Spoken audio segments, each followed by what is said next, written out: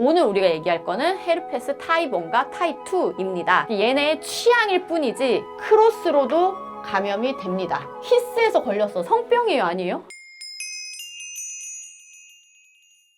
와. 안녕하세요. 성 1타 강사 산부인과 전문의 김지연입니다. 와, 이번 시간에는 제가 계속 준비해야지 했던 주제입니다. 오늘의 주제는 헤르페스입니다. 논란의 헤르페스? HSV라고 말을 하죠.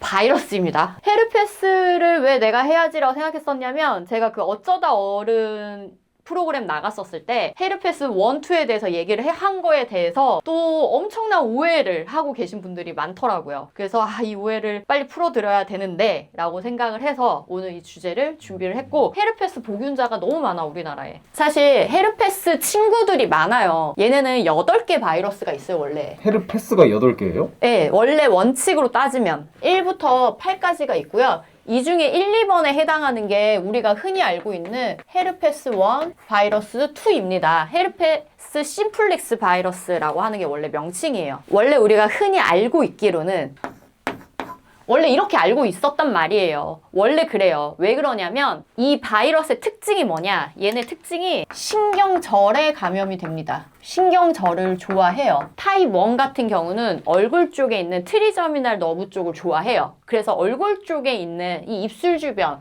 신경절을 선호하고요. 얘는 세이크랄이라고 해서 그 성기 쪽에 있는 그쪽 신경절에 감염되는 걸 좋아해요. 원래 선호하는 게 이래. 얘네의 취향일 뿐이지 크로스로도 감염이 됩니다. 이렇게도 감염이 되지만 이렇게도 되는 거예요. 다만 여기를 그냥 선호할 뿐. 이렇게 얘기를 해주면 이제 모든 오해가 풀리겠지. 옛날에는 이런 걸 몰랐던 거예요? 아니면 지금 이제 밝혀진 거예요, 이게? 워낙 여기를 선호하다 보니 여기에 감염되는 경우를 잘 생각을 안 했던 것 같아요. 많지는 않았고, 그리고 시간이 지나면서 점점 더 퍼져 나가기 시작한 거죠. 그럼 저 말은 네. 입에 수포가 난 사람이 구강성교를 해서 그쪽으로도 옮는다는 소리예요? 그쵸.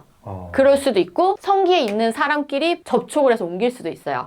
요걸 다시 한번 설명을 해드리면 어떻게 감염이 되느냐, 그럼 이 바이러스는 접촉이에요. 접촉을 하지 않고는 감염이 거의 되지 않는다, 이렇게 생각을 하시면 되거든요. 또 막 저렇게 물어봐.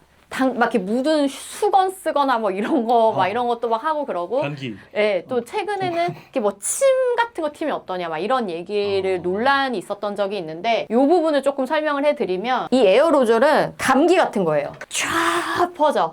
우리가 이 한 공간에 있으면 1m 이상도 막 가. 이게 공기 전파 에어로졸이에요. 그런데 이거는 1m 이내 이렇게 가까이 있어야지만 옮는 거예요. 5초 안에 접촉이 있어야 돼요. 그러니까 아주 가까운, 나온 지 5초 안에 접촉이 있어야지 옮아요. 그래서 이 헤르페스의 감염 경로는 2개예요. 접촉, 아예 접촉, 그리고 요 드랍넷. 요 2개고 이건 아니에요. 요 정도로 가까이 있는 거는 옮을 수도 있다, 이렇게 생각을 하셔야 돼요. 헤르페스가 입 주변에 났을 때 너무 가까이서 말을 하거나 해도 옮을 수가 있다라는 거죠. 그렇게 해서 감염 경로를 생각을 하시면 되는데, 접촉이 뭐가 있겠어요? 입술과 성기에 접촉을 하는 거는 흔하지 않다고, 우리가 살면서. 입술과 성기에 접촉하는 경우는 키스 나 성관계겠죠. 이 2개가 섞일 수도 있고. 근데 만약에 내가 입술에 이게 있었어. 근데 이 입술이 다른 입술에 닿았어. 그럼 그 입술에 헤르페스 1이 옮는 거고요. 이 입술에 있는 헤르페스 1이 성기에 닿았어. 그럼 성기에 헤르페스 1이 옮는 거예요. 그리고 성기에 헤르페스 2가 있었는데 여기에 내 입술이 닿았어. 근데 내 입술에 헤르페스 2가 옮는 거고요. 헤르페스 2가 있는 성기에 내 성기가 닿았어? 그럼 내 성기에 헤르페스 2가 옮는 거예요. 간혹 이거를 성기로 가면 1이 2로 변신하는 줄 알고 입술로 가면 2가 1으로 변신하는 줄 알더라고요. 그렇지 않아요. 그냥 얘네는 다른 바이러스고 있는 바이러스가 그냥 그곳에 전염이 되는 거다, 이렇게 생각하시면 됩니다. 자, 그러면 봐요. 키스에서 걸렸어. 성병이에요, 아니에요? 키스만 했어. 성병 아니죠? 성병 아니잖아. 뽀뽀도 할 수 있잖아. 뽀뽀, 키스. 이거는 성병이 아니죠. 근데 성관계로 해서 걸렸어. 성관계나 구강성교로 걸렸어. 그럼 성병이 아니에요? 성병이에요. 그럼 이건 성병인 거예요. 그래서 헤르페스가 걸렸다고 다 성병인 것도 아니고, 성관계로 걸리면 그냥 성병인 거예요. 헤르페스는 성병이다라고 말을 하면 안 되고, 성관계로 헤르페스에 걸렸어, 이렇게 말을 하는 게 정확한 표현이다. 정확하게 알고 말을 해야 합니다. 증상. 처음에 수포가 생겨요.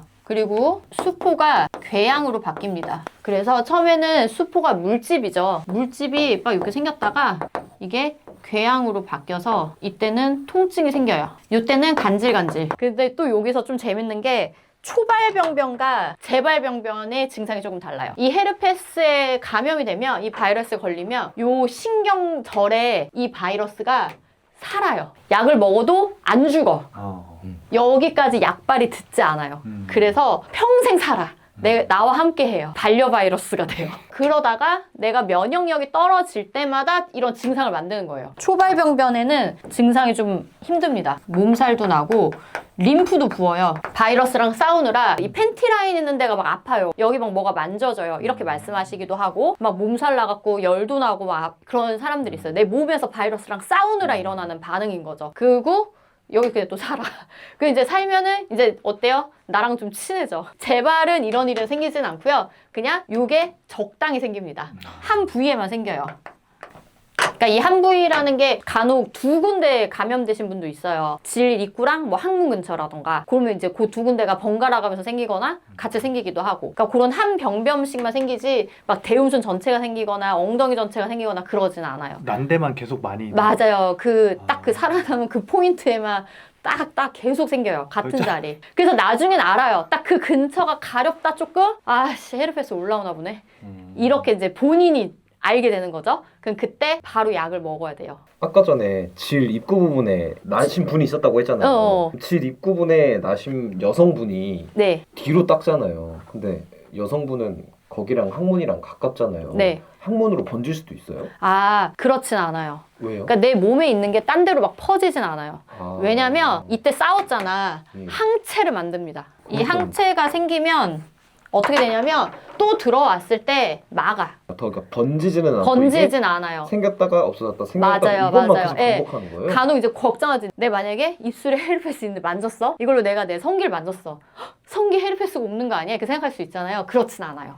항체가 생겨서. 그러면 만약에 지금 항체가 네. 생겼잖아요. 네. 그러면 헤르페스 있는 분이랑 만약에 관계를 했어요. 근데 네. 나는 헤르페스 1을 갖고 있었어. 네. 근데 이분 헤르페스 2가 있어. 네. 그러면 헤르페스 2는 옮을 수 있어요? 옮을 수 있어요. 헤르페스 2개 가질 수 있는 거네요? 네.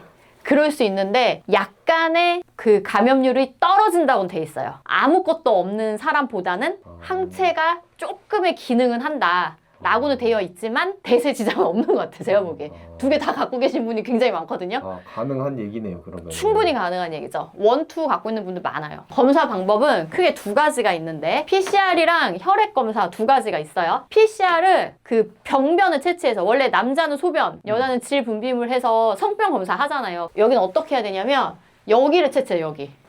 여기를 이렇게 문질러. 여기를 문질러서 그걸로 검사를 해야 나와요. 여기 병변이 있잖아요. 그래 바이러스가 나오는데 엄하게 막 역폐를 했어. 그러면 헤르페스가 있어도 꽝이 나와요. 위 음성이 나와서 무조건 병변을 채취해야 돼요. 그러면 나는 지금 없어. 이게 없어. 근데 헤르페스가 있는지 알고 싶어. 그럴 때 하는 게 혈액 검사. 무증상일 때. 정확하게는 이뮤노글로불린을 검사를 하는 건데 IgG, 뭐 IgM 이런 거 들어본 적 있지 않아요? 이걸 피 검사로 검사를 하게 되는데 M은 초반, G는 후반에 검출이 돼요. 피 검사를 할 때 헤르페스 1 IgG, IgM, 헤르페스 2 IgG, IgM을 검사를 합니다. 총 4가지를 보는 거예요. 그러면 이 사람이 얘는 만성적으로 갖고 있는 건지 얘는 최근에 걸린 건지 이런 걸 알 수가 있는 거죠. 그래서 얘가 양성이냐 뭐 어떻게 나오냐에 따라서 대충 이분이 언제 걸렸는지를 우리가 알 수 있다. 처음에 딱 걸리잖아요. 그러면은 IgM이 이제 서서히 올라갑니다. 나야 IgM 이런 식으로 올라가. 그러다가 이렇게 떨어지거든요. 그리고 이때부터 IgG가 이렇게 올라와요. 이런 식으로 되는 거예요. 그래서 이럴 때 검사를 하면 둘 다 나와. 이때 검사하면 G만 나오고 초반에는 M만 나와요. 그래서 이때 하면은 아 걸린 지 얼마 안 됐구나. 이때 검사하면 그래도 좀 걸린 지 얼마 안 됐구나. 이때 검사하면 좀 오래됐구나. 그래서 이때를 알고 싶을 거 아니야. 내가 저기 뉴페를 만났으면. 이게 좀 사람마다 달라요. 빨리 생기는 사람은 뭐 한 1, 2주. 근데 늦게 생기는 분은 막 6주, 12주까지도 있다가 생기기도 하거든요. 그러니까 개인차가 좀 크다. 그래서 의심이 되는데 그런 경우 있어. 이게 있어. 검사했어. PCR이 양성이 나왔어. 근데 이게 다 음성인 거야. 그런 경우는 아직 얘가 많이 안 만들어진 거야. 너무 초반이라. 근데 요게 이제 있는 거지.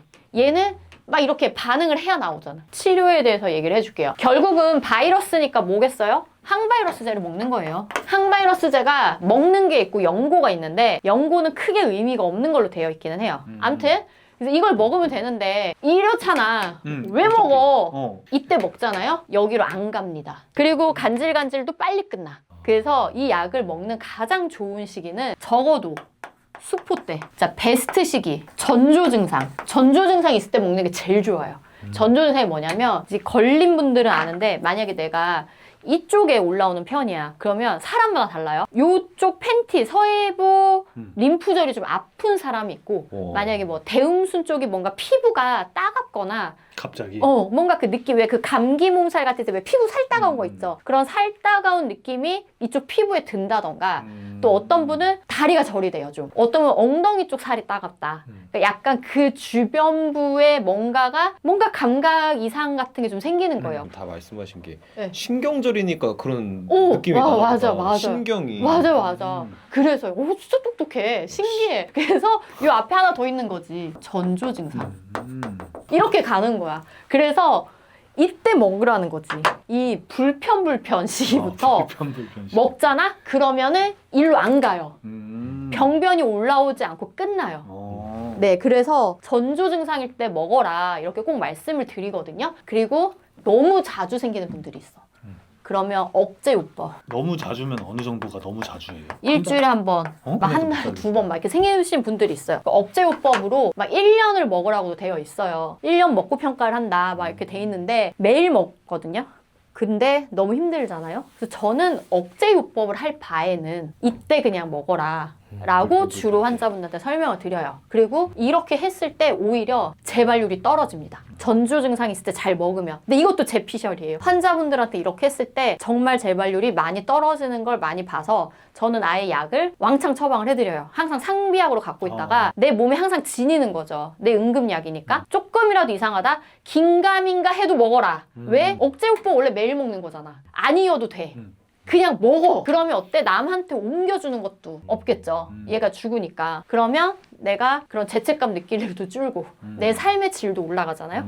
그 제가 요즘 좀 추천을 드리는 방법 중에 하나인데 이거 역시 제 피셜이에요. 이게 결국은 면역력이잖아요. 면역력을 높이는 치료를 그냥 하는 거죠. 내가 면역력을 높일 수 있는 그 어떤 것도 저는 치료 방법이 될 수 있다 이렇게 생각을 하거든요. 그 막 줄기세포 이런 것처럼. 그쵸. 줄기세포도 너무 좋고요. 또 제가 예전에도 소개했던 거 사이모신 알파1 만성질염일 때 얘기했던 것 같기도 하고 이게 흉선 호르몬 이게 면역주사라고 생각하면 돼요. 그러니까 우리 흉선이 퇴화하는데 흉선에서 T림프구를 만들거든요. 그래서 이거를 주사를 했을 때 T림프구가 새로 만들어지고 뭐 NK셀 같은 다른 면역세포들이 막 증식을 해요. 뭐 예방접종 같은 거 할 때 같이 맞으면 항체가 더 많이 생기고 이런 효과가 있고 이거는 병원에서 다 해요. 뭐 가정의학과도 있고 내과도 있고 당연히 저희 병원도 있고 저는 이거 엄청 자주 맞아요. 컨디션 떨어질 때 진짜 좋고요. 감기 같은 거 잘 안 걸립니다.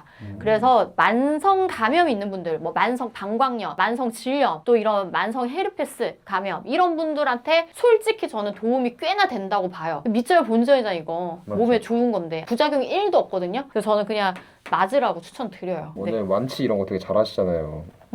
완치 전문가잖아요. 아 근데 이건 안 돼요.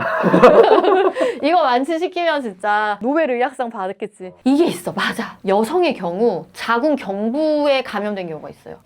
그 안에? 질 안에. 그러니까 자기가 헤르페스가 있는지도 몰라. 근데 그냥 작은 경부가 가려운 거예요? 아니 몰라. 분비물이 엄청 많은 거예요. 왜? 궤양이 됐잖아.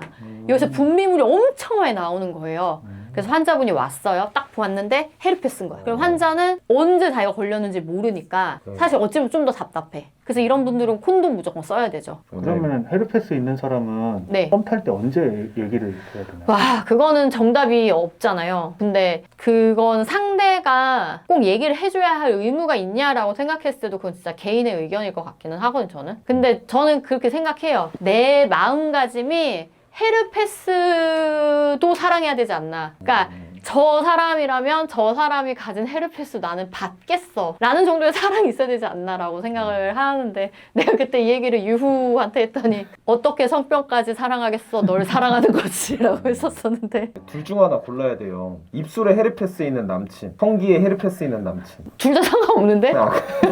그게 뭐가 중요해요? 어차피 둘 다 헤르페스니까. 네, 상관없죠. 약 먹으면 되지 뭐. 그러니까 심각하게 생각 좀 하지 마. 헤르페스 걸렸다고요. 뭐 울고 그래요.